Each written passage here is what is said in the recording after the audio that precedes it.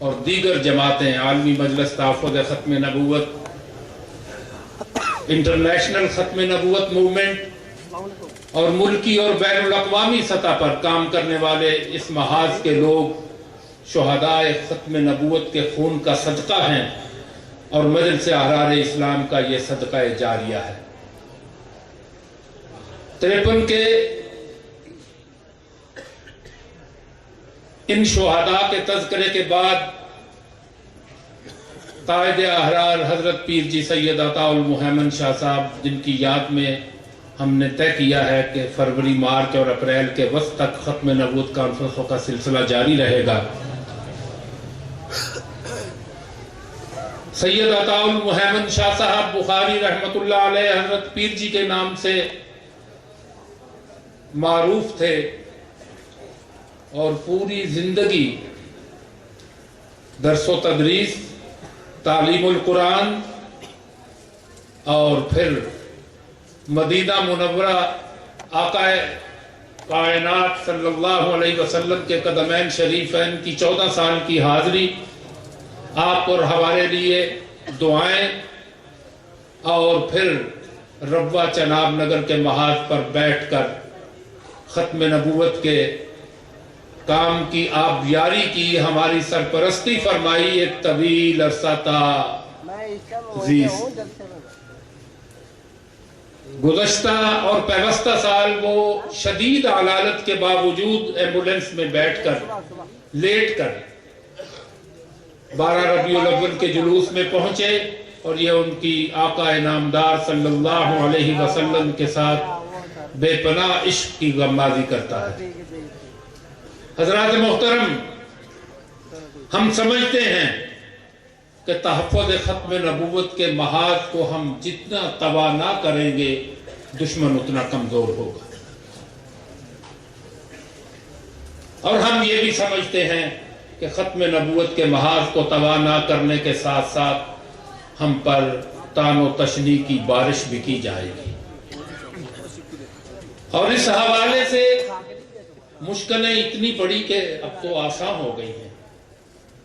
اب ادھر بخاری چلے گئے، مولانا عبید اللہ احرار چلے گئے، چودھری ثناء اللہ بھٹا چلے گئے، جن لوگوں کو ہم نے دیکھا قریب سے، سید عطا المحسن شاہ صاحب بخاری رحمت اللہ علیہ چلے گئے، سید عطا المومن شاہ صاحب گئے، اور اب پیر جی بھی رخت سفر باندھ کر 6 فروری کو یہاں سے کوچ کر گئے ہیں، لیکن ان کی یادیں اور ان کی باتیں ہمیشہ ہمارے ساتھ رہیں گی۔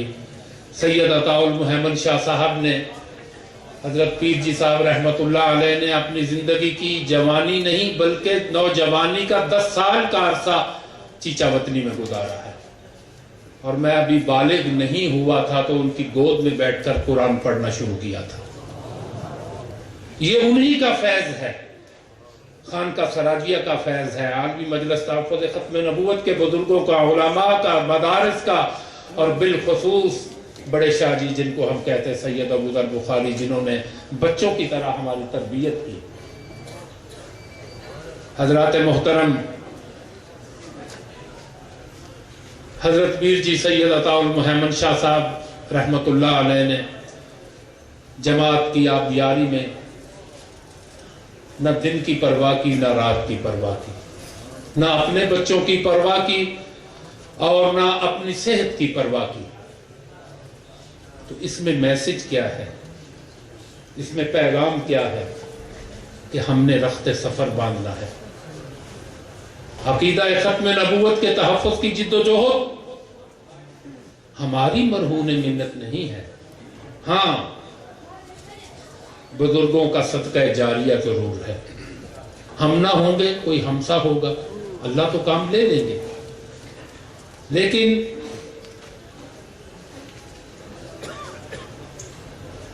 حضرت لاہوری رحمت اللہ علیہ فرماتے ہیں کہ ختم نبوت کے تحفظ کا کام کرنے والوں کے لیے روز قیامت جنت کے 8 دروازے کھول دیے جائیں گے۔ اور ہمارے حضرت خواجہ خان محمد صاحب رحمت اللہ علیہ کا انتقال ہوا تو ایک ساتھی ایک مرید کو خواب میں ملے، اس نے عرض کیا حضرت کیا حال ہے؟ فرمایا جس دن آپ لوگوں نے مجھے قبر میں اتارا تھا نا، تب آقا علیہ الصلوۃ والسلام تشریف لے آئے تھے اور فرمایا تھا خان محمد تم نے ساری عمر میری ختم نبوت کے تحفظ کے لیے جد و جہد کی، کام کیا، چلو آؤ میرے ساتھ جنت میں چلو۔ اور میں تب سے اب تک بھائی آقا کے قدموں میں جنت میں ہی ہوتا ہوں۔ حضرت پیر جی صاحب انہی کا نقش پا ہے۔ حضرت پیر جی صاحب زہد و تقوی اور سادگی کا ایک استعارہ سمجھے جاتے تھے، اور ان کو نمود و نمائش سے کسی قسم کا دور کا بھی کوئی واسطہ نہ تھا۔ ان کو بعض اشعار خصوصیت کے ساتھ 70 اور 80 کی دہائی میں جوانی اور نوجوانی میں بہت پسند تھے، چنانچہ انہوں نے جو خطوط لکھے، جو کاغذات پر لکھ کر دیے مجھے، اور مختلف مقامات پر، وہ آج تو میں نے اپنے شورا کے اجلاس میں بھی سنایا ہے کچھ حصہ۔ فرمایا مجھے لکھ کر دیا کہ یادوں کے دریچوں کو ذرا کھول کے دیکھو۔ یہ ان کی زندگی کی عکاسی کرتا ہے اصل میں، جو مجھے سمجھ آیا۔ یادوں کے دریچوں کو ذرا کھول کے دیکھو، ہم لوگ وہی ہیں کہ نہیں، ذرا بول کے دیکھو۔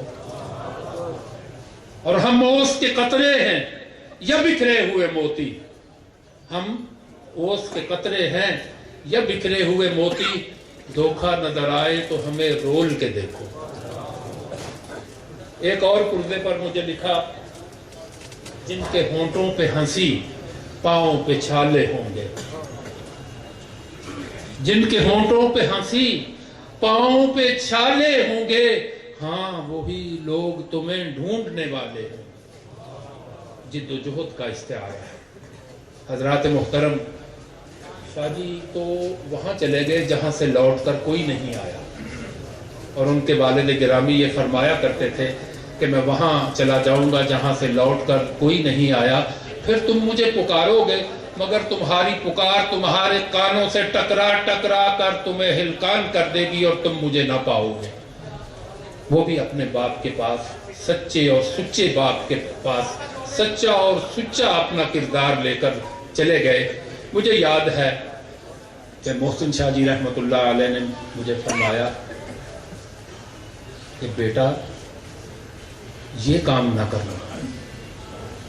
کون سا؟ یہ دلالی والا، ٹاؤٹی والا، ایجنسیز کی بی ٹیم بن کر اس ملک میں اسلامائزیشن کی بات نہ کرنا۔ مجھے یاد ہے کہنے لگے کہ ہم کرنا چاہتے تو ہم عطا اللہ شاہ بخاری کے بیٹے تھے، ہم زیادہ کر سکتے ہیں، جو لوگ کر رہے ہیں یہ کام نہ کرنا۔ اور مجھے یہ بھی یاد ہے کہ بادشاہی مسجد کے حجرے میں مولانا عبد القادر آزاد رحمت اللہ علیہ کے پاس بیٹھے، اس وقت کے وفاقی وزیر مذہبی امور طریق صاحب شاید نام تھا، حضرت خواجہ خان محمد صاحب رحمت اللہ علیہ موجود تھے، تو سید عطا المومن شاہ صاحب کو وزیر موصوف نے کہا کہ آپ اپنا حج کے لیے پاسپورٹ عنایت فرما دیں، حج کے دن قریب آ رہے ہیں اور سرکاری کوٹا جو ہے اس میں آپ کو بھیجنا ہے۔ اللہ اکبر۔ شاہ صاحب نے فرمایا میں نے تو حج کیا ہوا ہے، مجھ پر تو، اور اگر اللہ نے توفیق دی تو اپنی گرہ سے کروں گا، میں سرکار کے کھاتے سے حج نہیں کرتا۔ یہ اس زمانے کے لوگ، ہم وہ نہیں ہیں مگر نام انہی کا لیتے ہیں اور کھاتے ختم نبوت کے نام پر ہیں۔ سچی بات ہے۔ یہ مدارس میں پڑھنے والے طلباء حقیر نہیں، ان کی وجہ سے ہمیں ملتا ہے۔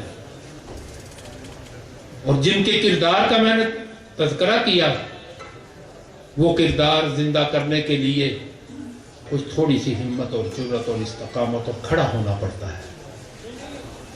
سید عطا محمد شاہ صاحب بخاری رحمت اللہ علیہ اسی کردار کے حامل تھے، اور یہی کردار منتقل کر کے گئے ہیں، آپ کے سامنے ہے۔ اس میں کوئی لکی چھپی بات نہیں ہے۔ اپنے پاس رکھنے کے وہ قائل نہ تھے، جو آتا تھا اس کو تقسیم کر دیتے تھے۔ 1976 میں کالج میں پڑھتا تھا، مجھے میرے بھائی عباس نجمی اور ایک دوست تھے، ہمیں حج پر لے گئے اور کہنے لگے کہ ویزا نہیں لگ رہا، میں آخری فلائٹ بھی پکڑنے کی کوشش کروں گا۔ وہاں کا ایک واقعہ سناتا ہوں۔ مکہ تحریکی زندگی شیشے کی طرح آیا، ایک ہی تھی، اندر باہر سے ایک تھے۔ انسانی فطرت کے اعتبار سے 100 کمزوریاں ہو سکتی ہیں فرزندان امیر شریعت میں، لیکن اندر اور باہر سے ایک ہونے کے اعتبار سے یہ نمبر 1 پر ہے۔ ان کا کوئی ثانی نہیں۔ انہوں نے جس بات کو حق سمجھا اس کے ڈنکے کی چوٹ پر کہا اور اپنے مفادات کو ذبح کرانے کے لیے اپنے آپ کو اس کے لیے تیار بھی کیا اور یہ اس کام کو اپنے لیے اعزاز سمجھا۔